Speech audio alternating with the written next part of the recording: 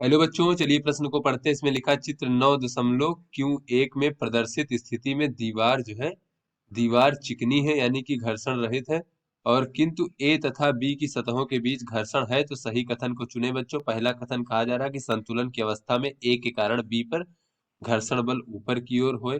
फिर बच्चों बी कह रहे हैं कि संतुलन की अवस्था में ए के कारण बी पर घर्षण बल नीचे की ओर है। सी विकल्प है कि संतुलन की अवस्था में ए के कारण बी पर घर्षण बल शून्य है। और डी विकल्प है कि ए तथा बी संतुलन में नहीं रह सकता।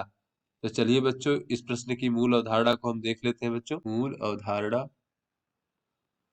बच्चों यहाँ पर हम देख लेते हैं घर्षण बल क्या होता है बच्चों। तो दो सतहों के बीच में सापेक्षिक गति का विरोध करता है हमारा घर्षण बल। तो बच्चों इस प्रकार से मान लीजिए ये एक हमारी सतह है तथा ये दूसरी सतह है, इस वस्तु की सतह। तो अगर बच्चों यहाँ पर ये देख लेते हैं कि प्रतिक्रिया बल क्या होता है बच्चों, तो मान लीजिए दो सतहें संपर्क में हैं और ये जो वस्तु है बच्चों, इस सतह पर एफ बल नीचे की ओर लगा रहा है। तो ये सतह जो है वस्तु पर एक प्रतिक्रिया बल इसके विपरीत दिशा में लगाएगा बच्चों, जिसका मान भी इस लगाए गए बल के बराबर होगा बच्चों।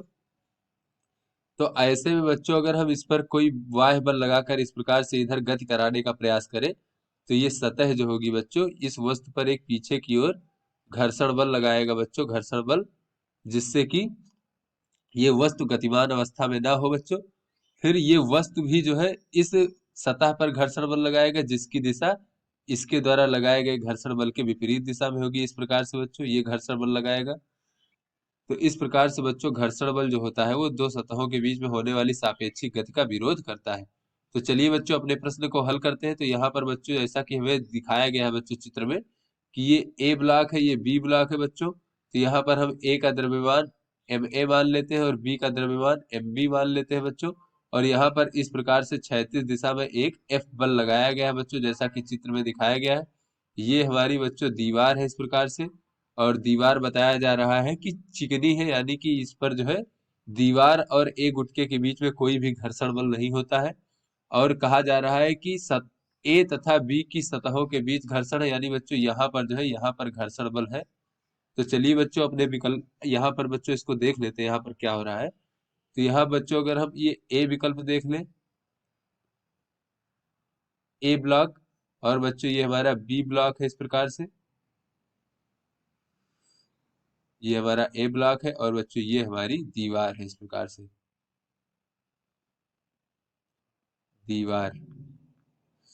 तो बच्चों ए ब्लॉक पर इस प्रकार से बाहर से जो है एक बाह्य बल लगाया जा रहा है। तो ए और बी दोनों संपर्क में है। तो जो ए होगा बच्चों, ए बी जो है वो बी पर इस प्रकार से एक, तो बच्चों ये बी ए पर भी इस प्रकार से ये बल लगाएगा बच्चों। बी जो गुटका है वो ए गुटके पर इस प्रकार से बल लगाएगा, क्योंकि दोनों संपर्क में है। तो ए गुटका जो है ये बी पर एक प्रतिक्रिया बल लगाएगा इस प्रकार से, जिसका मान इस वाह्य बल के बराबर होगा बच्चों। अब ये जो ए गुटका है ये दीवार के संपर्क में है, तो दीवार भी बच्चों एफ बल महसूस करेगी। तो बच्चों ये दीवार की सतह जो है ये एफ पर, ए ब्लॉक पर बच्चों इस प्रकार से प्रतिक्रिया बल एफ लगाएगा। तो इस प्रकार से बच्चों अगर हम क्षैतिज दिशा में देखें, तो ए और बी ब्लॉक पर जो है बच्चों बल जो है संतुलन की अवस्था में है, क्योंकि दोनों दिशाओं से एफ एफ बल लग रहे हैं बच्चों। तो ये क्षैतिज दिशा में दोनों ही ब्लॉक पर बल का मान संतुलित है। अब बच्चों देख लेते हैं ऊर्ध्वाधर स्थिति में। तो ये बी ब्लॉक पर अगर देखें बच्चों, तो ये नीचे की ओर गुरुत्वाकर्षण बल लगेगा एम बी जी। इसका द्रव्यमान हमने बच्चों एम बी माना है।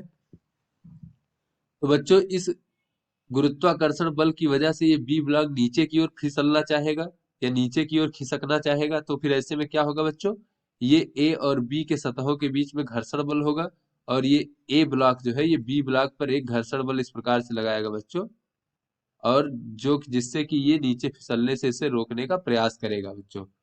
और इसका मान कितना हो जाएगा, इसका मान होता है बच्चों दोनों सतहों के बीच घर्षण गुणांक म्यू, और लगने वाला अभिलंब बल यानी प्रतिक्रिया बल। तो प्रतिक्रिया बल बच्चों कितना है, वो एफ के बराबर है इस प्रकार से। तो ये घर्षण बल लग जाएगा, और ये घर्षण बल जो है ये गुरुत्वाकर्षण बल को संतुलित कर लेगा।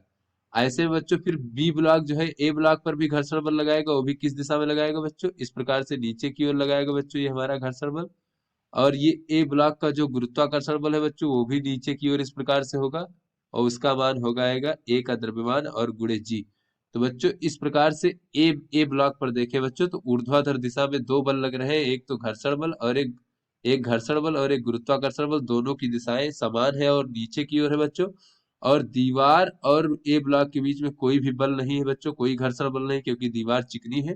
तो इस प्रकार से बच्चों देखें तो बी ब्लॉक तो हमारा संतुलित एक बार हो भी सकता है, लेकिन ए ब्लॉक पर दोनों नीचे की ओर फिसलेंगे बच्चों, तो ए ब्लॉक फिसलेगा तो बी ब्लॉक भी साथ में चला आएगा बच्चों, जिससे क्या होगा कि ये जो हमारा ए और बी संतुलित नहीं रह पाएंगे बच्चों, क्योंकि ए ब्लॉक पर दो बल जो है दोनों समान दिशा में लग रहे हैं नीचे की ओर, और इसको संतुलित करने के लिए ऊपर की ओर कोई भी बल नहीं लग रहा है।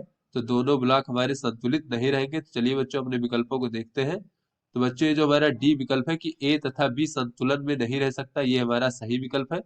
तो आशा करते हैं बच्चों ये आपको समझ में आ गया होगा। धन्यवाद।